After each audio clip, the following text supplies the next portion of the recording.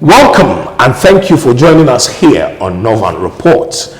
My name is Norvan Acquah-Hayford and we are grateful to you for your time. We are coming into your homes, wherever you're watching us from. And today we want to talk to a man who understands starting from scratch, zero, and making the most out of nothing. He came into Ghana with nothing, but today he runs one of the best financing houses that you can think of, Dalex Finance. The man I'm going to be speaking to is Mr. Ken Thompson, and he will be sharing his thoughts. We'll talk a little bit about the budget that has been read, but more of entrepreneurship and what to ginger you who is watching us, young man as you are, and how you should start that business, how you should take that idea of yours and turn it around and make it a cash cow. It is possible. And so just stay with us while we try to listen to his story and also help shape that mind of yours.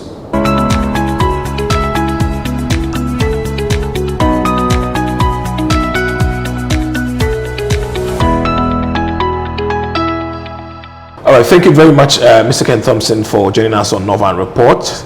We're grateful for your time today. No, thank you very much. How are you? I can see Norvan Reports is growing from strength to strength, and so I have to congratulate you. Thank you very much. It's one of the first things I look at in the morning. When I wake up in the morning, the first thing I do is go onto WhatsApp and click on Norvan Reports. I say, okay, I know what is happening. So that's all I need. Mr. Thompson, I want to find out from you what you think, or when you listen to the budget that was read by Ken Ofori-Atta, the finance minister, what came to mind? Well, for me, the budget was no surprise. And the government did certain things that I've always said a government should do before, actually, so that people are more, so that people are aware of the situation, the circumstances on which the government is operating. So things like the government being broke was acknowledged publicly by the minister. Things like the payroll being full. I mean, this is the first time anybody has said the public payroll is full, and it wasn't said in English that nobody understood, but I said the payroll was full. We can't provide any more jobs. So this is the government acknowledging that it can't create any more jobs. So those were the key things that were known before the budget was read. So for me, it didn't contain any surprises. It was going to be about how to raise income and how to create jobs. Of course, the tactics we can debate about, but that's what it's supposed to do: raise income, create jobs, and those are things that the government's supposed to do. In terms of the debt, of course, we're now in a space where we're spending more than 100% of our income on recurrent expenditure. So of course, you've got to borrow to invest. Then you can argue as to whether the tactics in terms of how to deploy the funds that have been borrowed are right or wrong, but nothing surprised me really. Now, when you talk about the income to pay for it, some have said that the approach in raising revenue as of now, especially if you look at the budget's approach, is a lazy way of trying to raise income. I mean, what are your thoughts on it? Well, it's a chicken and egg situation. So you have a crisis and got to deal with it straight away. So of course, you've got to find a way by which you can raise revenue very quickly. But in the long term, you've got to find a way to expand the tax net. And maybe this all these things we're talking about will help us expand the tax net. Because to pull, in the budget, it's said about 2.5 million adults pay tax. To add another 2 million, it's a big job. It's a big job. So you've got to find a way to, close the gap and then think of other long-term measures, what you're going to do to raise more income. That's all you can do. But which way should they use? Like the introduction of the E-Levy. E-Levy says Momo payments plus, all online transfers and payments that are done within the banking space. So credit cards that we're using, debit cards that we're using, online transfers that you have to do, they're going to be taxing all this. Some have said that you're overtaxing the very people who are paying taxes, and some look at it as double taxation. When you look at tax, indirect tax, and this indirect tax, this levy, is indirect taxation. It actually hits the poorer people more. But like I'm saying, it has to be a short-term measure to be a stopgap to correct something that we need to do long-term. This widening of tax net is something that we've spoken about year after year after year after year. Somebody's got to do it, or else we end up having to do these, apply these measures, indirect taxes, to solve a certain problem. But long term, we have to widen the tax net. And like I keep back saying, maybe the e-government is a way to do it. But we can't argue over this. It is what it is. You have a debt, you've got to pay for it. We've got to pay for it. How do you raise money? Very quickly. It says, okay, I can see that a lot of people are doing transactions, through mobile, electronically, and I want to tax some of that, and hope that I'm able to raise revenue to plug my hole. Is that the right way? I don't know, but the debt has to be paid for. When you say you don't know, I mean, because I was getting the sense like, okay, you don't have a problem with the E-Levy? Personally, I've heard arguments for and against it. I mean, personally, I'd have said it's easier to widen the tax net, and really the indirect tax. I'm not in support of indirect taxes, but what I'm saying is that it has to be a short-term measure because the hole has to be plugged. What do you do? I mean, you're not going to get my plumber to start paying tax tomorrow. You're not going to get my mason to start paying tax tomorrow. So what do? The debt is going to be paid. It has to be paid. And so you have to put a burden on the very people who are already burdened to paying taxes. I don't think that's quite right. Because the people in the middle class seem to be crying over this hole, and they feel that this will drive people underground. So you're going to have, people moving away from doing these kind of transactions, which has become more easier, Momo. People are going to now carry cash on them. It would affect the cash light or cashless economy agenda. Some have said that, look, it will be defeated. I've heard those arguments. I don't think it's significant. No, I don't think so. You doubt? Well, also, if you expect me to carry cash, I'm going to carry cash. We're all locked into it. What we have to argue about is how do we advocate for a system which is less punitive in whatever way we think. Any system that we think, okay, maybe it softens the blow for maybe those in a certain category of the economy, but that people will move away from using them, I doubt it very much. You doubt? For example, I've been talking about our sector and how, if you have a business, you need to be able to borrow. Why do we not lend to SMEs? I don't lend to SMEs because I don't know them. That's number one.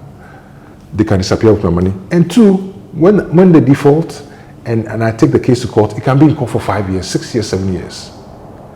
If I know them, if I know that if I go to the courts can get me justice, can get my agreement looked at and the matter resolved in a month, we'll lend.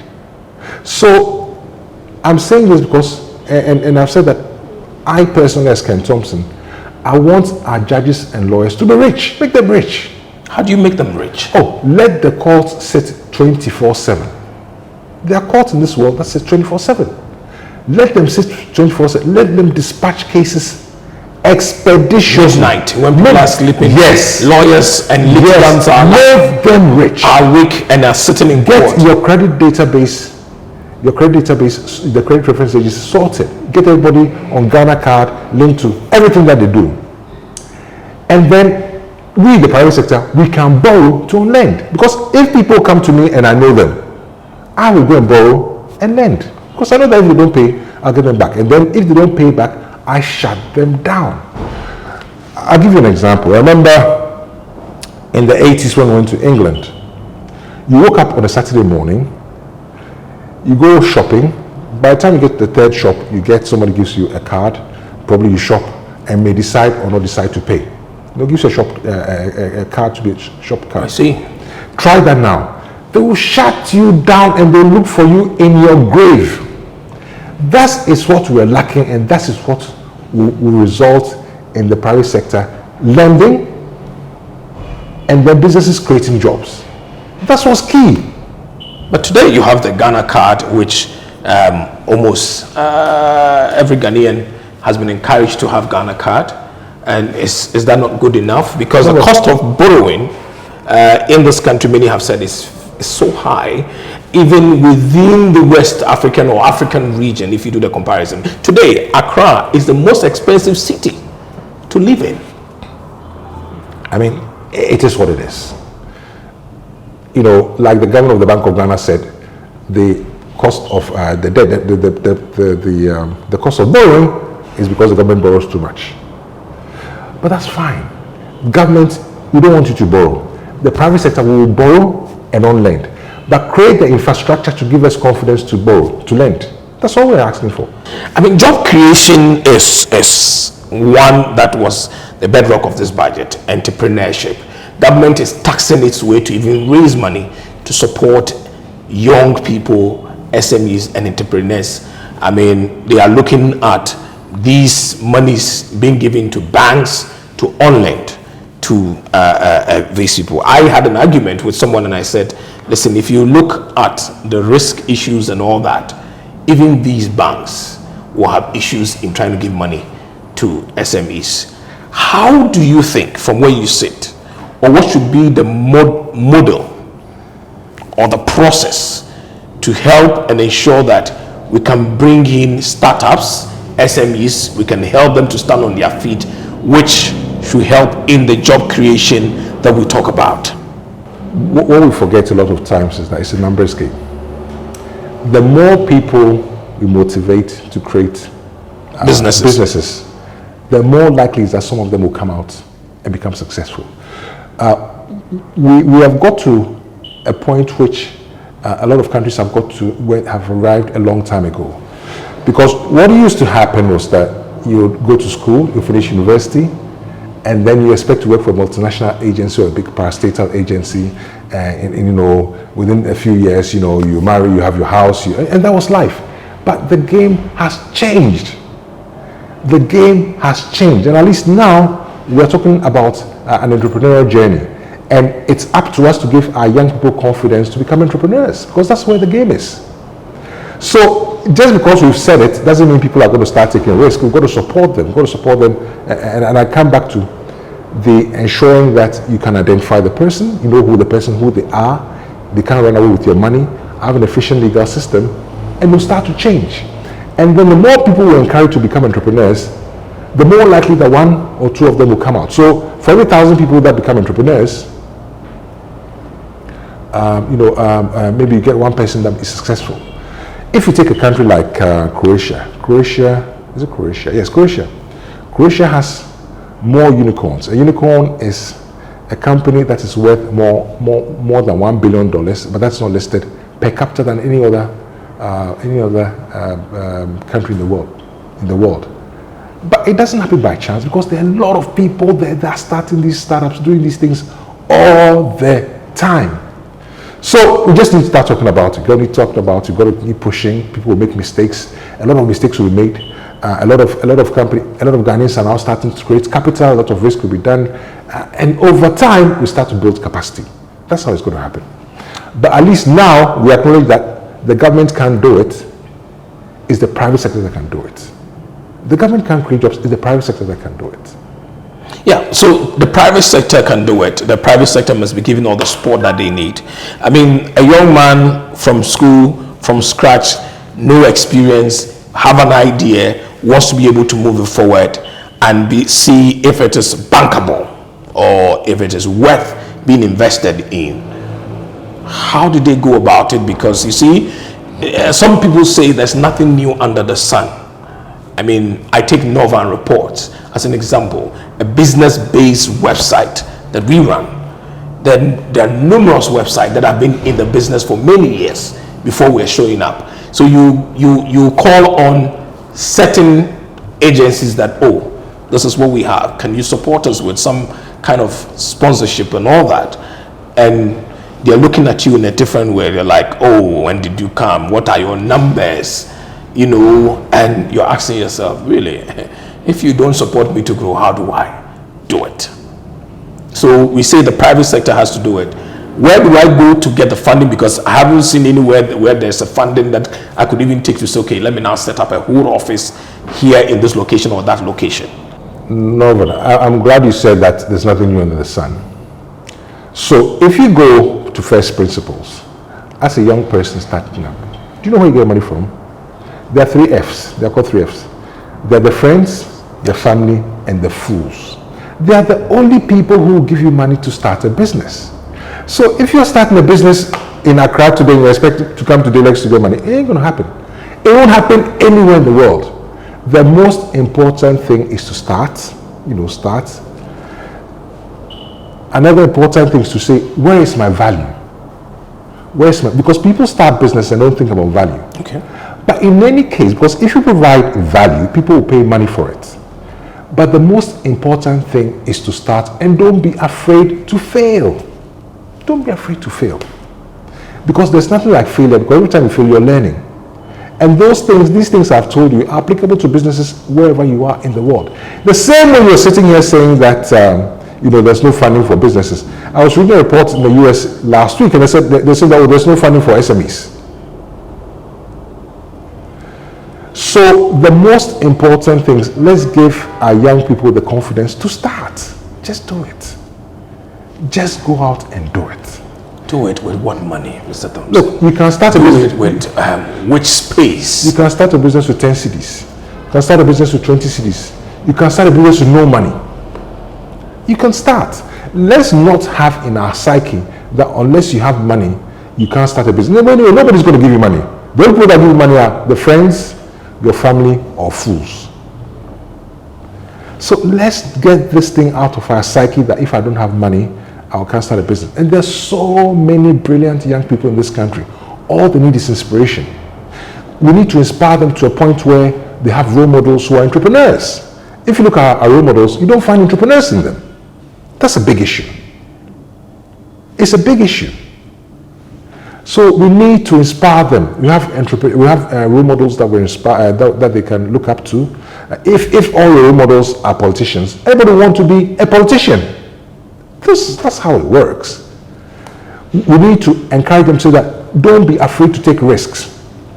We need to encourage them to say that, if you're starting a business, maybe for the first 3 years, you have to walk from Medina to Thomas Station every day. That's it is. But anytime you start something, it's got to involve effort, it's got to involve hard work, it's got to involve taking risks. And let's support them to do those things. That's what's important. That's the most important thing. Even this discussion I'm having with you, it's important that we talk about this because that's what will inspire somebody, and that's how it works. So for me, entrepreneurship is the key.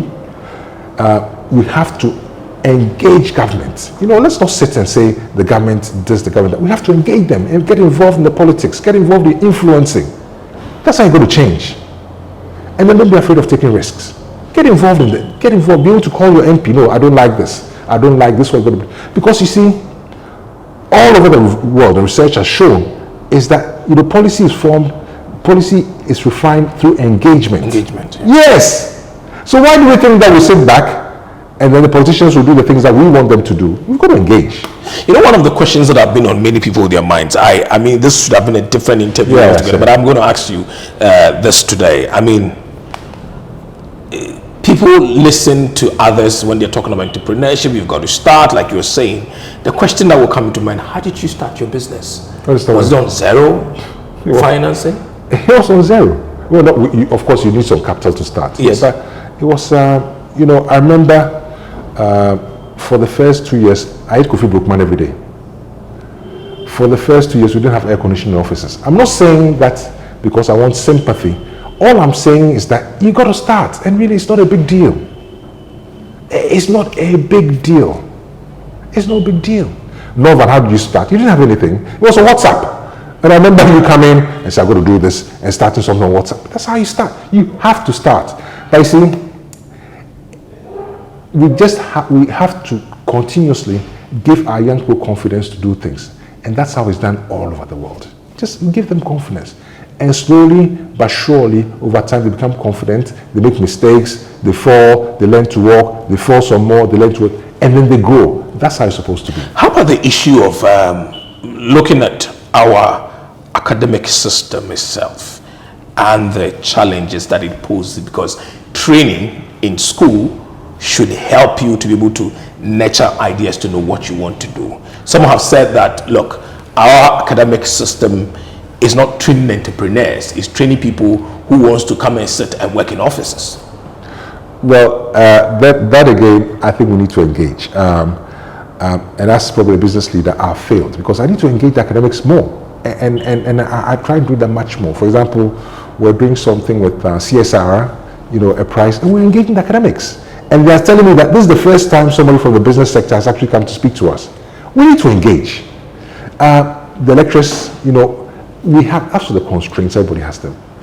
But we have to engage to ensure that the people that are produced can think. So rather than sit back and say, I don't like this, I don't like it, we need to engage. We need to go there and engage with them. And when you say you want to engage, how is it that you have to now, begin to make input in the curricula? No. Or what you tell the academia what you're looking for? Because they have also yearned where even student internship has become problematic for them, because they feel that that's also another way of helping train these students that they churn out every year. No, okay, so when I say engage, there's a formal way of engagement. You can say, okay, every year we'll meet you and talk about issues, or every quarter. There's informal way. So I speak to some of the professors, I say, but why are you doing things this way? Or have you thought about this way? What can we do to help? And that's all engagement. We have to engage. We have to engage. And that is the one space that one piece that we're missing. We don't engage. Engage government, engage academia, engage business. We have to engage. A good example of institutions that engage are the multinationals. They engage at every level, and they've been doing it for over 300 years. How else are you going to do it? And all this process of me talking, of pointing out to young people, we have to engage. We have to engage. We just have to engage. Mr. Thompson, finally, before we end this interview, I'm sure there are young people who might be watching, and then they will be asking them. Some have said, I wish I become like Mr. Thompson. You may have told them that, look, you need to start. But what would you tell that young person who is watching this for him to be able to get his confidence back and put himself back and say, you know what, I'm going to do this. It doesn't matter when I feel 10 times or 20 times. I'm going to do it, and I'm hoping that I will be able to get to the place where Mr. Thompson is. First, I hope that nobody says I want to become Mr. Thompson. Whatever you imagine me to be 3 million times better, you can be. I mean, there's nothing stopping you. And my advice to young people is that, I wish I had somebody to tell me some of the things that I'm telling them now. You can be whatever you want to be. Whatever you want to be, you can be. Just push, keep pushing, make mistakes, go ahead, fight. And that is how the world is. Don't take it personally. Failure, don't take it personally. If you fail 300 times, start again, fail another 300 times. But that's how to grow. So, believe in yourself, believe in the magic of your dreams. You can become whatever you want to be. Do research, read, work hard, and you'll be fine. Great. That's what I'll say. Thank you very much, Mr. Thompson, for your time. We're grateful. And if you've been watching this interview, we've been speaking to Mr. Ken Thompson. He's the Chief Executive of Dalex Finance. And he's been talking about entrepreneurship in this country. You need to be able to make that move. You need to be able to get your confidence together. You need to make that decision that no matter the number of times you fail, you will still go at it. Because great men in the world, they started small, they failed, they still went at it. Think about the bulb, the number of times that the gentlemen have to work to get the light that you see in your room today. You can only achieve what you want to achieve if you put your heart and your mind at it. My name is Norvan Acquah. This has been Norvan Reports, We'll come your way again with another interview looking at all the issues that happens within the business world in this country and even beyond. Have a good day.